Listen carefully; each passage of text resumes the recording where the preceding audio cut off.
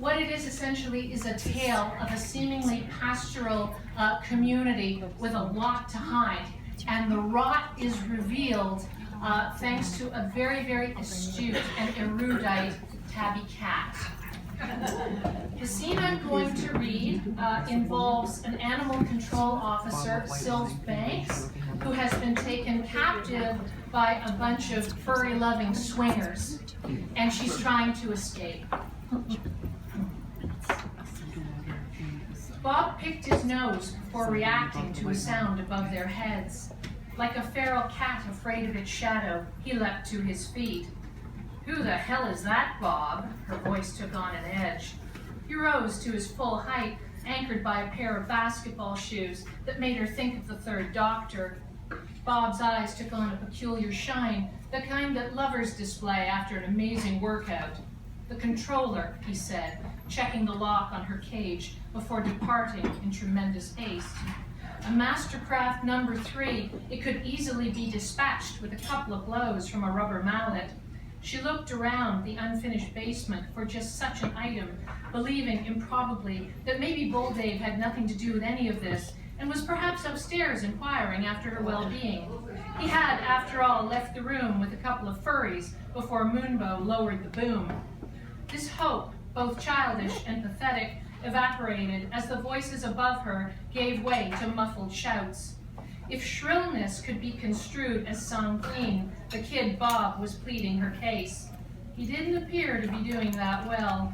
The other voice, male and deeper, countered, along with emphatic taps against the tile floor that sounded like wooden blocks falling one after another. Tap, tap, tap. What was that? The tapping continued amidst shouts and appeals until at last it came to rest above her head, spinning like a top, spinning like a yo-yo. Subconsciously or not, Banks felt herself reaching into her pants pocket, just as Jack Frewer always did when they passed time in the van. What was he reaching for all the time? And why had she tied the noise above her head to a single, not very noteworthy action? She focused on two things: getting the hell out of there and taking a pee. She strained against the confines of her space, trying to will the lock and door it held shut open. Her circumstances, too ridiculous to process, took a sharp turn when two sets of eyes appeared out of the darkness.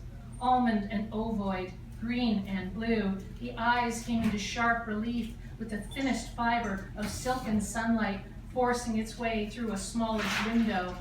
Left open to clear the stench of mold from stale basement air, it provided the perfect entryway for the black cat and his Siamese companion. She reached for them both, beckoning, not finding one more unusual over the other. They were house cats, plain and simple, but the keen, intelligent look of the black resonated deep in the roots of her dorsal ganglia, a place she recalled from school where humans divine things human over and above mere beasts. How could this be, she wondered, reaching for him as if he understood her problem. Carlos drew closer, rubbing his forehead against the bars in what had to be tacit cognation. Could a damned cat appreciate her predicament? Banks drew her knees up to her chin, releasing a flow of urine that could not be held any longer. The cat, smelling her mark, responded in kind with a long chirrup. "Who are you?" she demanded, broken in her own wet. "Can you help me?" The black and the Siamese exchanged glances like an old married couple accustomed to making decisions together. "These people are crazy. They put humans in cages." She began to cry, cried into nightfall, unaware that Carlos and his mate had left her alone in silence. The voices above her had stilled, along with the sinister tap, tap, tap against the tile floor. The owner of the house, the pilot, and Bull Dave's friend could not be discerned in the heaviness. He likely having flown the nest with his attentive flight attendants. She leaned against her cage, placing dirty hands against the cool metal. "Help me, help me," she cried to no one, straining for a sound, any sound, to announce itself from outside. Outside! The window is open. Help me, she yelled. Someone help me. I'm down here. She reached for one of the water bottles left her by the pimply asshole named Bob. Bob, where are you? I know you're here. Scratching, snarly slobber was her only answer as the dark shape, blocking out the moonlight, filled the tiny window above her. Banks thought about Fogler and the bear. Am I going to die tonight? She pulled on the bars and the door gave way, the Mastercraft lock having somehow fallen away.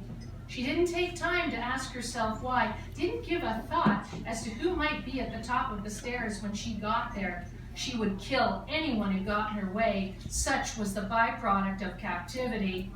Clawing on all fours, she took the wooden steps from the unfinished basement by fives, head butting open the unlocked hall door that separated purgatory from the swinger's den. Down the hall, still on all fours, she passed the zebra divan, heading straight and sure out of the open screen door, into the waiting thrall of a gigantic fucking Rottweiler.